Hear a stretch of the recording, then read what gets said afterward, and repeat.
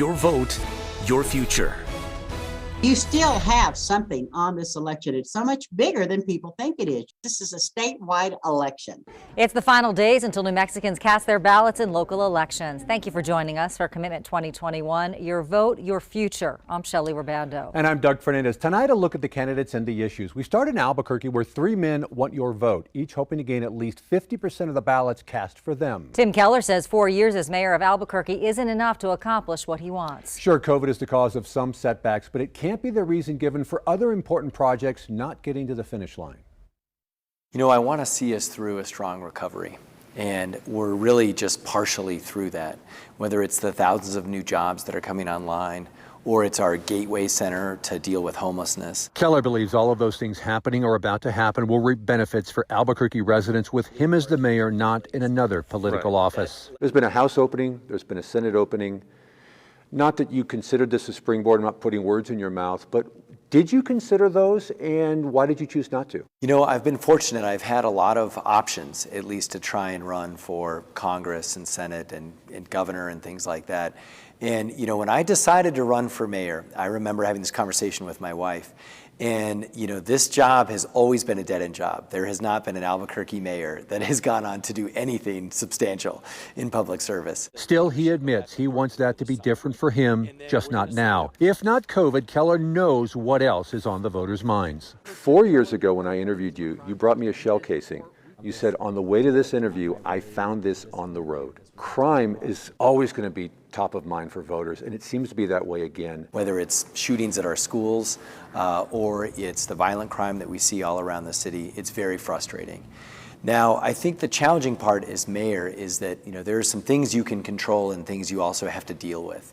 And one thing is coming out of the pandemic. I mean, this is literally the highest spike in violent crime in America ever. Separating from recovering from COVID, trying to tackle crime, what would be on top of your list if it wasn't for those two items? One thing that I think experience brings is you are able to move faster once you're up that learning curve. And so I do believe I am a much better mayor than I was when I came in. And part of it is because I know how to move faster and I can change priorities. One of his ideas, the Community Safety Department just hit the streets, an agency to take the load off of officers, but that's not all. We also have to get our crime fighting initiative through the legislature.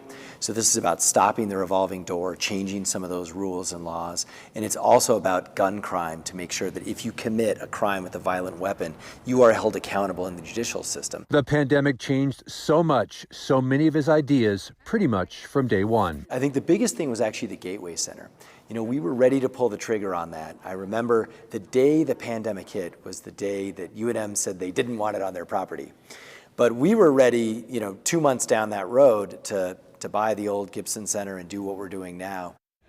Keller says the Gateway Center will lead to fewer homeless and mental health calls, equaling not as many problems for officers and citizens. He is the sheriff of Bernalillo County, and now Manny Gonzalez wants to switch elected positions to become the mayor of Albuquerque. He says he has served his entire life, and he would like to keep doing that as the mayor of New Mexico's biggest city.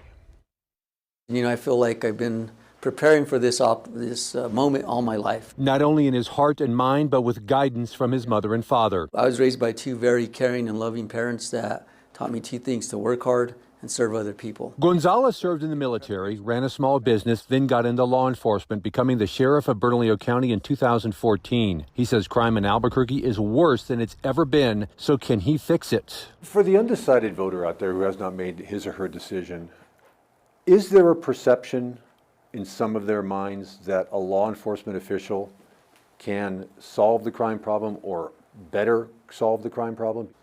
I would say absolutely. I think any elected official needs to realize when they take office that the prerequisite for being mayor is you have to understand public safety. And you have to, because it's a bipartisan issue. While crime is leading newscasts and making headlines, Gonzalez says there is another safety and health issue dominating our streets: homelessness, a sad issue made worse by COVID, mental health struggles, and the economy. I understand that there is very intelligent, committed people in Albuquerque that want to see Albuquerque go in a different direction. And I understand that I'm willing to work with those people regardless of their party affiliation. He understands COVID is a big part of the city's struggles, but many of the programs to try and turn this around are being funded by the feds. This is not an endless supply of money. Eventually, the city, the county, the state are going to take in the reins of having to do that. Do you see that as a potential economic disaster, or is it doable? I think I see it as a possible economic disaster, and that's why I say that we need to figure out how to support small businesses, rip off some of the red tape that makes it very difficult to do business in Albuquerque. You have to have business-friendly policies. As for the citizens who can't even vote for him, Gonzalez would have wanted them in school, in class from the beginning of COVID, saying it would have protected their mental health and allowed so many parents who had to stay home to continue to work because so many couldn't do both. In 4 years, after the end of what would be a first term for Mayor Manny Gonzalez, what will the city look like? The city will look like a much safer city. It will look like a lot more bolstering and thriving city to manage and uplift the downtown area. It will look a lot like a city that is frequented by citizens and families and children. Manny says at the end of this election, no matter what happens, he can hold his head high and be proud of the fact he gave it his all. You may know his name, but now you're starting to see his face. But chances are you've heard his voice, his conservative voice, on the radio here in Albuquerque. Eddie Aragon says he has the ideas and the drive to lead our biggest city. Here's why. Why 2021? Why is it time for Eddie Aragon to be mayor of Albuquerque? I'm the right man for the job. One, as I'm not either one of them. 2, I'm a Republican. 3, deep passion and a commitment to the city. 4, I have a plan and a vision. 5, I have no reason to go anyplace else. This is where I live. Even though candidates in the mayoral race do not have to declare their political party, he says he is the only conservative to choose from. That I actually jumped into the race is because nobody else did. We needed a good conservative, a Republican to jump into the race. I think of my kids, 6 and 9, and what they're doing here. Aragon also ran for mayor 4 years ago, but dropped out relatively quickly, saying it wasn't the right time. So why now? What has been the easiest and or most surprising aspect of a mayoral run this time around? He knows this is a blue state and a blue city, but he thinks a purpose and proven plans, not politics, can help him win in November. I don't want to see this city shrink. We've had a lost decade, and so it is an uphill battle, but I think the worst uphill battle is the number of people who are picking up and leaving Albuquerque, and I don't want to see that happen to our city, Doug. What is the number one issue facing the city? Many voters would expect with all the lights and sirens, his answer would be crime. But it's not. But I really want to start to focus more on business, and these ideas that we have with 36% of our population dominated by government employees, that's not a bad thing, but it could be a lot better if we had more private businesses wanting to go ahead and invest here in the city of Albuquerque. He knows some of the problems facing Albuquerque recently are driven by COVID, but he doesn't believe those were addressed the way they should have been. I think we would have done more of what Florida's doing, and we would have done more of what other states are doing on a bigger scale, and we'd let people have their medical choice, and we'd let the science truly lead us. I think there's disparate opinions on the science. He knows in a liberal-leaning city his views are not the norm, so he is often challenged, both on his radio show and in person. That'd probably be the most difficult thing, is the personal attacks that sort of expose who you are. But I'm fine with it. We've got a city to save. Saving it so businesses can thrive, and he says a common target, APD, can be a place where men and women want to protect and serve and stay. So if Aragon wins, what will the city look like in 4 years? What will its residents feel like? People would have a new attitude. You'd have a smile on your face, you'd have a spring in your step, and you'd love everything about your doing. Aragon says if he is elected and he does not meet his violent crime reduction numbers, he would not seek a second term. There's a good chance the mayor's race will go to a runoff. That's because the candidate with the most votes has to get at least 50% of the vote. The reason for that is, let's say 5 or 6 people were running for mayor. By having a runoff, you ensure that a fringe candidate, perhaps somebody with 10 or 20% of the vote, doesn't become mayor. If no candidate gets at least half the votes, then the top 2 candidates in the race will hold a runoff election in December. In Santa Fe, instead of a runoff race, they use what's called ranked choice voting to select a winner. On the ballot, voters select a first choice candidate, then they mark or rank the other candidates in order of how much they want them for the job. If no candidate gets the majority in first choice votes, the candidate with the fewest votes is eliminated. If you voted for the person eliminated, your second choice vote is used. This continues until a single candidate gets a majority. 3 people want that job in Santa Fe. That's right. Nancy Laughlin has a look at the candidates and tells us what each one wants to focus on. It is called The City Different, and 3 different people want the top job in Santa Fe. I am currently the mayor of Santa Fe and very grateful for that opportunity to serve. Alan Weber is running for re-election. He says he's proud of his record, how the city handled COVID, and focused on the environment and climate change. 4 more years with me as mayor will continue that progress in the right direction, and I'm asking people to vote for me on that basis. One of his opponents also has experience as a city leader. Joanne Vigil-Koppler is a city councilor. She also has years of experience in government, in management, human resources, and the judicial system. I'm running for mayor of Santa Fe because as a native Santa Fean, born and raised here, I have seen some change in this administration that is really not becoming to the city that I grew up in. Vigil-Koppler says she would focus on fiscal accountability, that she would beef up the city's airport and work on getting more affordable housing in Santa Fe.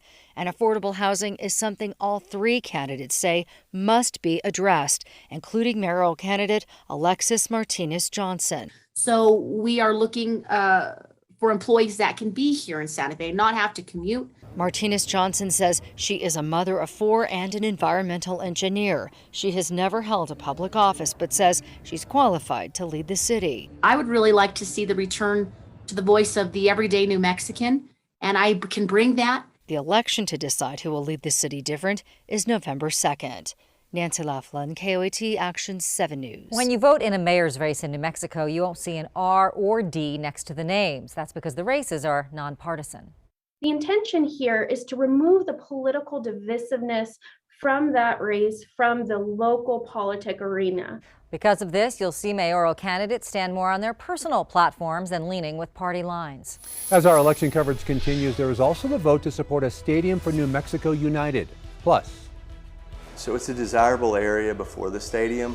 It became a very explosive, very magnetic location because of the stadium. Albuquerque voters will be casting a ballot on the controversial stadium proposal, the neighborhood impact of a similar project serving the team in Louisville. And schools on the ballot, the funding request from area school districts. Commitment 2021, your vote, your future, continue.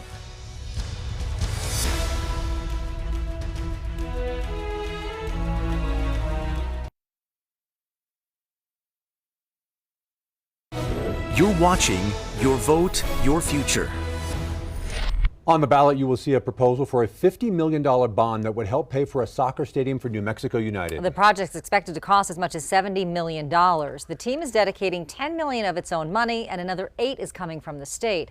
A bond is actually a loan taxpayers take out and pay off in 25 years with interest. City leaders have said it doesn't raise taxes, but if the economy turns and there's less tax revenue, the city will still have to find some way to pay for the bond. Supporters say it is worth the risk because they claim building a soccer stadium can improve the economy and reduce crime. I'd say go look at Louisville. That's a great one to compare Albuquerque to. Target 7 investigators checked out those claims, traveling across the country to see what building stadiums can do for a city. Here's John Cardinale. Building a soccer stadium just like this one has been a topic of debate in Albuquerque.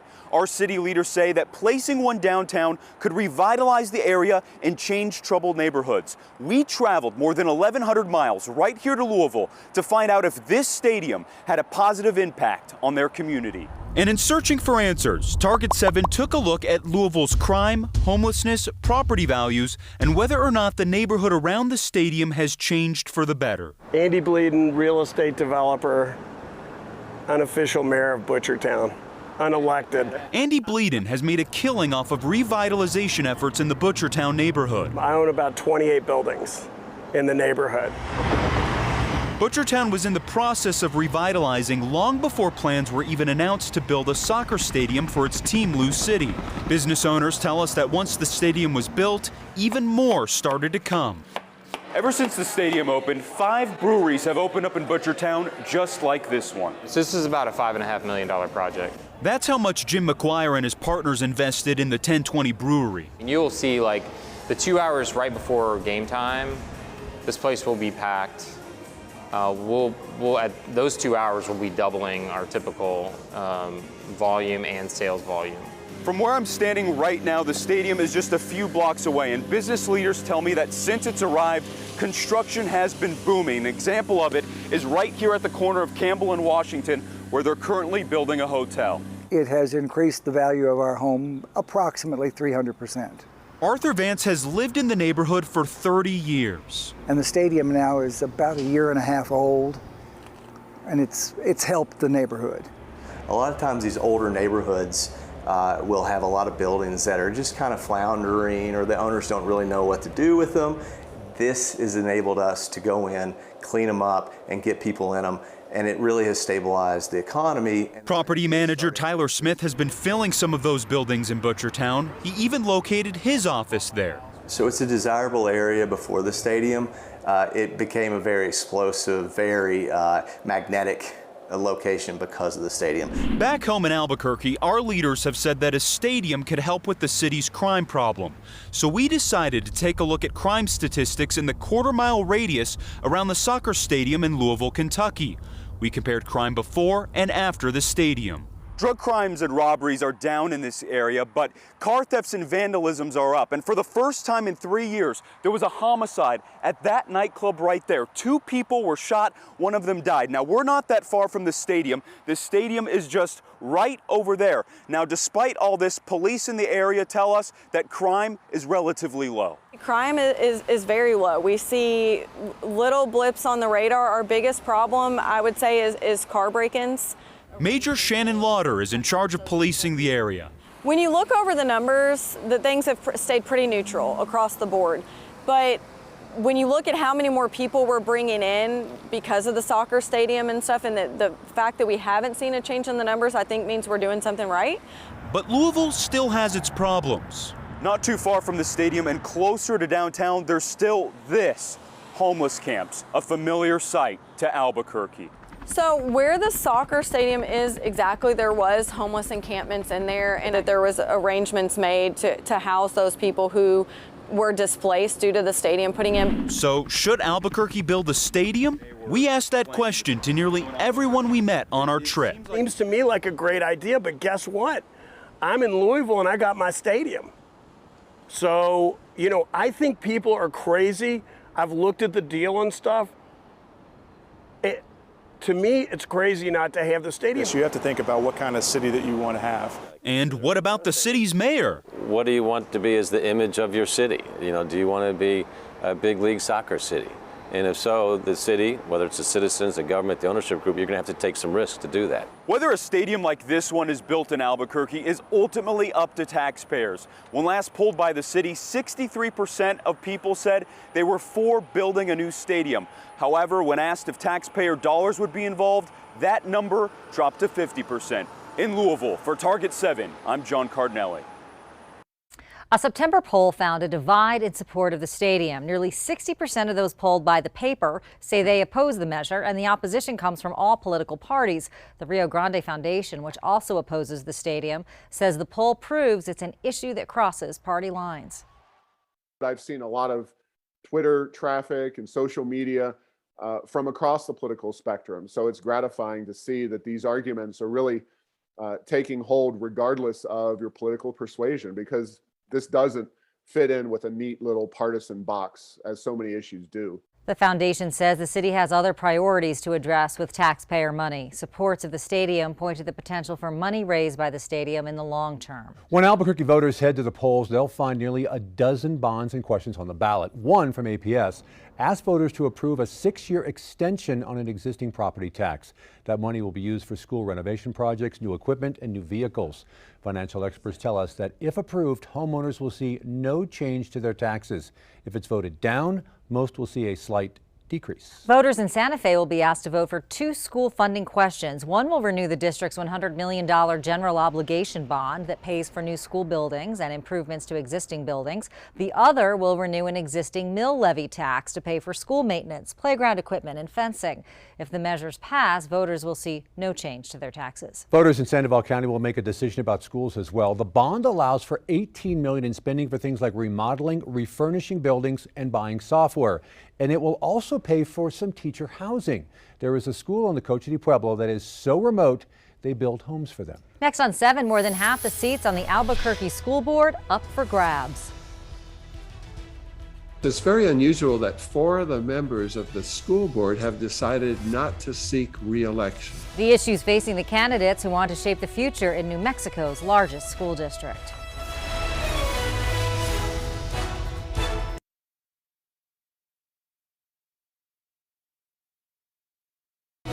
You're watching Your Vote, Your Future. They make decisions that impact your kids every day, and the group will have new faces after this election. 4 seats up for grabs, and the incumbents are not running. KOAT reporter Stephanie Muniz has that story. There are 7 members of the school board for Albuquerque Public Schools. 4 terms end this year, and those incumbents aren't on the ballot. KOAT political expert Brian Sanderoff says it's unusual for so many not to run and give up their seat. Being a school board member is very difficult. It's stressful. These are tough times. Frankly, it's a thankless position where they get more criticism than praise. So I'm not surprised that many of them have decided not to run. On the ballot, District 3. That area covers Albuquerque and Valley High Schools. El Dorado, Manzano, and Sandia High School all fall in District 6. District 5 includes West Mesa, and District 7 represents Del Norte and La Cueva. So what this means is we're going to have a lot of new members on the school board. Being a school board member is a big job. Albuquerque Public Schools is a big district. It's the largest employer in Albuquerque with 12,000 workers, including about 5,500 teachers. It's a very important body. It hires the superintendent.